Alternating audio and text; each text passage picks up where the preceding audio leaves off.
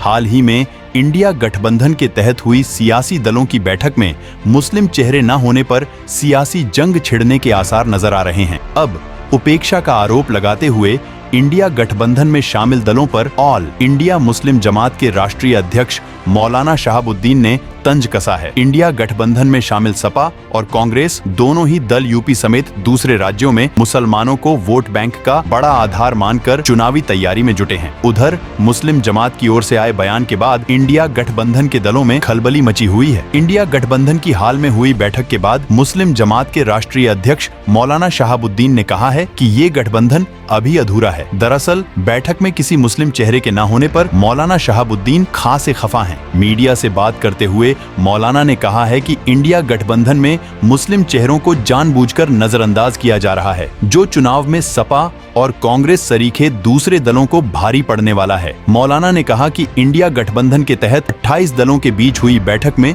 मुस्लिमों का प्रतिनिधित्व करने वाले किसी नेता को नहीं बुलाया गया, जबकि संसद में 2 मुस्लिम पार्टियां अपने क्षेत्रों का प्रतिनिधित्व करती हैं। मौलाना गठबंधन के नेताओं पर निशाना साधते हुए कहा कि असम की UDF और AIMIM नेता असदुद्दीन ओवैसी को भी इस बैठक में बुलाया जाना चाहिए था। आरोप लगाते हुए मौलाना ने कहा कि मुस्लिम चेहरों को जानबूझकर नजरअंदाज किया जा रहा है। कहा कि गठबंधन के नेताओं को अपने अपने राज्यों में मुसलमानों का वोट तो चाहिए, लेकिन मुसलमानों की नुमाइंदगी इन्हें मंजूर नहीं है। मौलाना ने कहा कि गठबंधन के नेताओं ने हमेशा मुसलमानों को वोट बैंक के तौर पर इस्तेमाल किया है। अखिलेश यादव पर तंज कसते हुए मौलाना ने कहा कि अगर गठबंधन के नेता यह समझते हैं कि यूपी में मुसलमानों का वोट सपा के थैले में है तो ये उनकी गलतफहमी है। कहा कि उत्तर प्रदेश के मुसलमानों ने अब अखिलेश यादव पर भरोसा करना छोड़ दिया है। 3 राज्यों के चुनाव में समाजवादी पार्टी और आम आदमी पार्टी के अपने उम्मीदवार उतारने पर निशाना साधते हुए मौलाना ने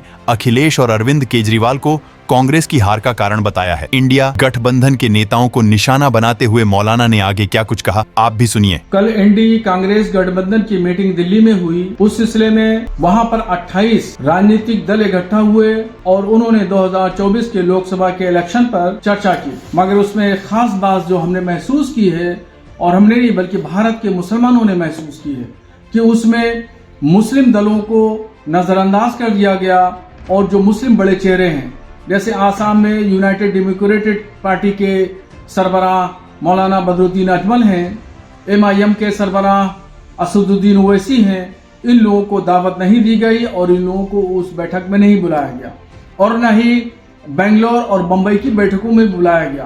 तो 25% हिंदुस्तान के मुसलमानों का ये गठबंधन वोट चाहता है, मगर मुस्लिम नुमाइंदगी के नाम पर ये मुसलमानों को नुमाइंदगी देना नहीं चाहता है।